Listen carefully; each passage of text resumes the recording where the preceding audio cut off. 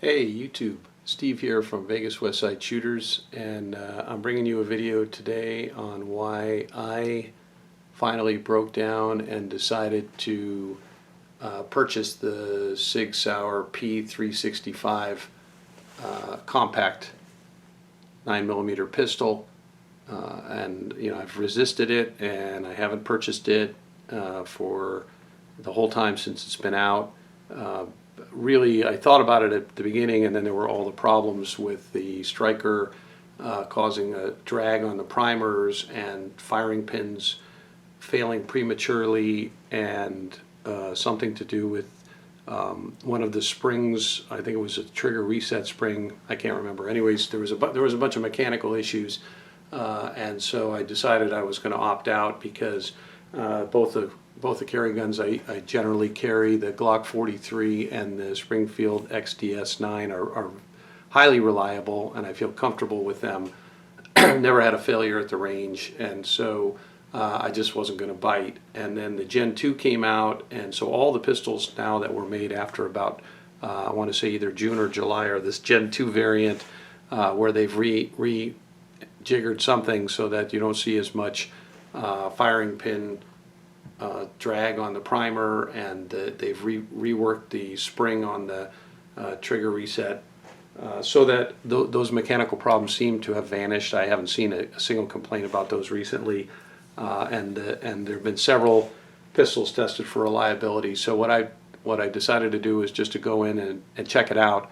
So I went to Northwest Arms, where I purchased a lot of my guns, and I handled one, and I was really amazed at how compact it really feels compared to, I was carrying the Glock 43 at the time, so I took it out and I compared it, and it's an engineering marvel. I could not get over this little tiny pistol can hold 10+1 rounds in this size. It just doesn't, it just defies my reasoning ability. So I purchased it, and basically what it comes with is very little. It comes in a reasonable, nice locking case with the foam inserts. It comes with your owner's manual. It comes with the chamber flag, and it does come with the requisite California lock and key, which I never use those anyways, but it comes with that, and it comes with a single flush magazine, and it comes with a single, these are both 10-round magazines, one of which is flush and one has a little pinky extender.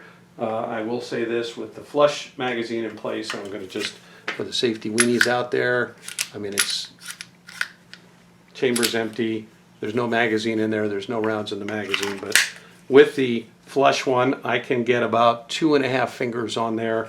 To me, I can still control it this way. It's not ideal, but because of the undercut in the trigger guard, I can get a decent grip on that. But when you put in the pinky extender magazine, which is only a couple of millimeters longer than that, I mean, people have shown this a million times, but there's millimeter difference there. I can get all 3 fingers on there comfortably and no sweat. So I feel pretty comfortable if I'm carrying it with this magazine in place that I'm going to be able to get my hand on this gun and get it into play quickly. But what's unbelievable is that this holds 10 rounds, and this magazine this is for the Glock 43. This is the extended magazine. This holds 6 rounds. It is slightly narrower than the Sig, and at least half a centimeter longer, and probably 2 or 3 millimeters narrower. But the grip frame on the Sig and the grip frame on the Glock are basically identical in circumference. So you're getting 4 additional rounds in a magazine that I can't really discern as being any bigger. And the Glock magazine, as you can see, is staggered, but the Sig one is just staggered more. It's not quite a double stack, but it's not a single stack. It's a little more staggered than the Glock, but it holds 40% more rounds.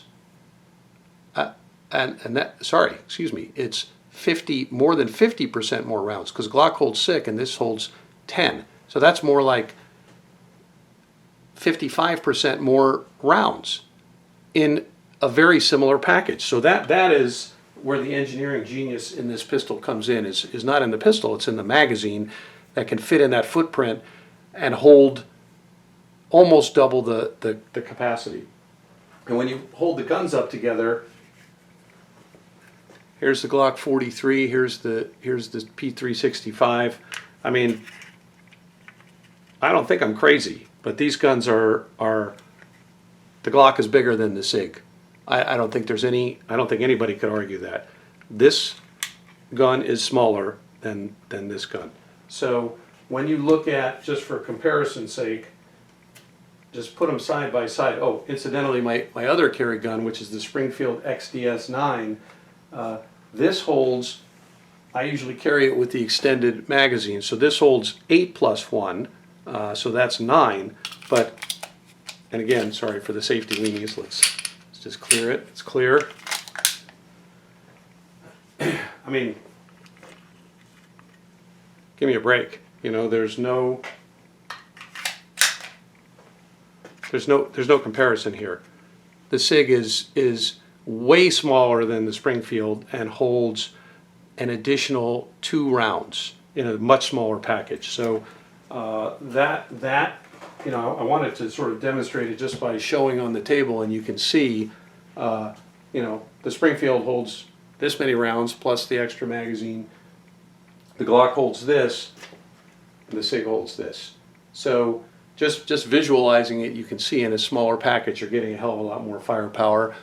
I think that the mechanical issues have been worked out. I don't know, and I have no intention of carrying the Sig until I've put my own at least 500 rounds through it without any issues, and checking the primers and making sure that everything runs okay.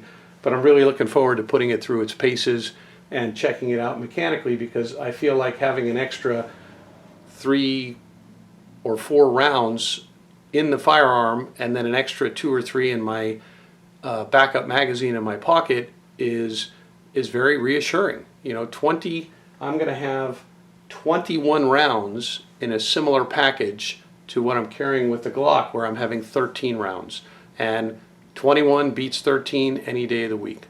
So I hope you stick with us. Now I'm gonna clean it and put a little lubrication on it. We're gonna take it out to the range, and I'm gonna fire it with a combination of full metal jacket ammo and also the carry ammo that I plan to carry it with, which is the Hornady Critical Duty, the FBI load. And we're going to take that out and put it through its paces, and hopefully it holds up mechanically. So I hope you stick with us. We're here with Steve at Desert Rifle and Pistol Sportsman's Club. He's shooting from the 10-yard line. He's shooting a P365, and he's going to show us how it's done. All right, range is hot.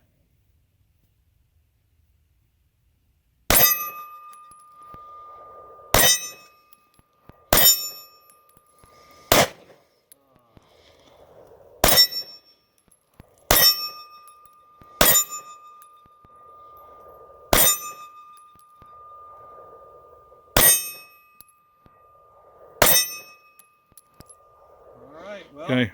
Locked open on the empty slide. 9 out of 10 from 10 yards. First time I'm shooting this pistol. I feel pretty comfortable with this pistol. How do you feel? How's the grip? For me, with the pinky extender 10-round mag, it's perfectly fine. It's a little tight with the flush mag, but with the pinky extender or with the 12-round mag, it feels. I think it feels great. Excellent.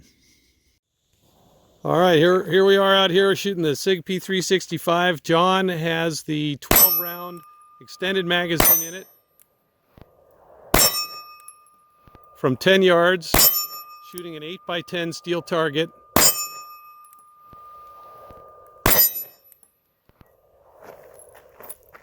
Uh-oh, going one-handed. Woo!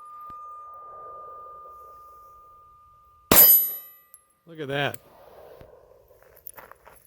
Offhand, weak-hand. Nope.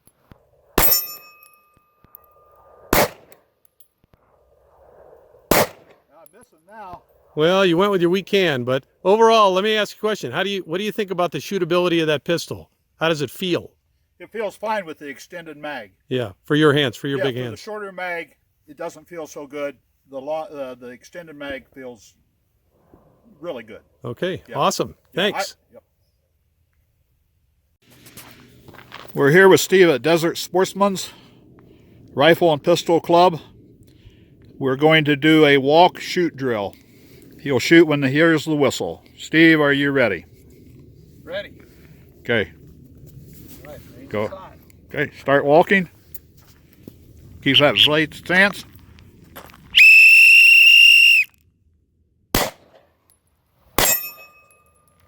Okay. Okay. Make sure you keep your pistol in close to your body.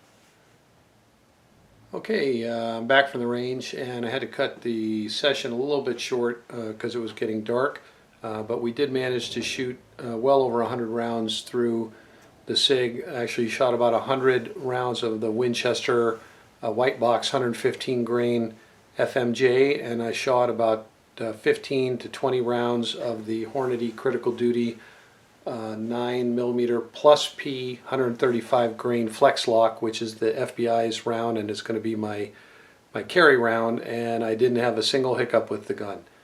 So that's not a lot of rounds, and I'm going to shoot at least another couple hundred rounds for it before I start using it for carry. But I did, to my satisfaction, prove that the gun and the magazines will shoot the carry ammo that I'm planning on carrying without a hiccup. So I just want to make a couple quick closing comments about the gun. If I can prove in the next couple hundred rounds I don't have any hiccups, then I am definitely going to start using this as my primary carry gun. And you know, now I use the Glock in a pocket holster, and I use the Springfield in a regular holster on my hip because the Springfield's a little too big to put in my pocket. But this gun easily fits into the pocket holster or fits into my hip holster, and has more rounds than either of those guns. So those guns are both getting retired, and this is going to be my all-the-time carry gun as soon as I feel comfortable that its reliability matches what I need for me and my safety. So on the plus side, it has an absurd capacity for its size, which is definitely on the plus. It comes with factory Sig Light night sights already attached, and they were already sighted in and perfectly accurate. It has front and back slide serrations, which I also like, and the magazine catch is reversible. So those are all good pluses. On the negative side, it's about $100 more than either of my other carry guns, so it's a little bit more expensive out of the box. And then the other thing that I think is a down is that it comes with the flat what they call flush fit magazine and the one with the pinky extender. These are both 10 rounds. I went ahead and purchased an extra 10 round with the pinky and the 12 round extended magazine. I really would have preferred if it came in this configuration, and if you want a flush fit, you can either buy the base pad or you can buy that rather than come with a flush fit and a pinky extender. I won't carry the flush fit and I won't use it.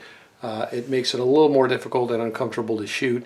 And now that I have an extra pinky extender one, I'm probably going to carry it with the 10 round pinky extension inserted and a 10 round pinky extension in my pocket. So that's going to give me 21 rounds of Hornady 9mm critical duty, which I think is pretty much up to any task that I'm ever going to need.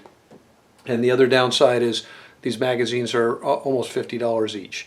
So the magazines are a lot more expensive, the gun's a little bit more expensive, and there are some potential issues with reliability that seems like they've been sorted out, but you want to be 100% sure on that when you get ready to use this for defense.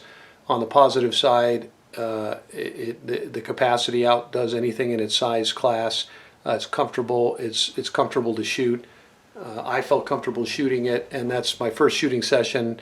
I felt like I shot it pretty good at 15 yards. So there you have it. That's why I decided to start carrying the Sig P365. I hope you enjoyed this video and it's helpful to you. If you're just a regular average shooter and you're interested in carrying the Sig P365, maybe this is helpful to you. Steve from Vegas Westside Shooters, thanks for watching, and we'll see you around the range.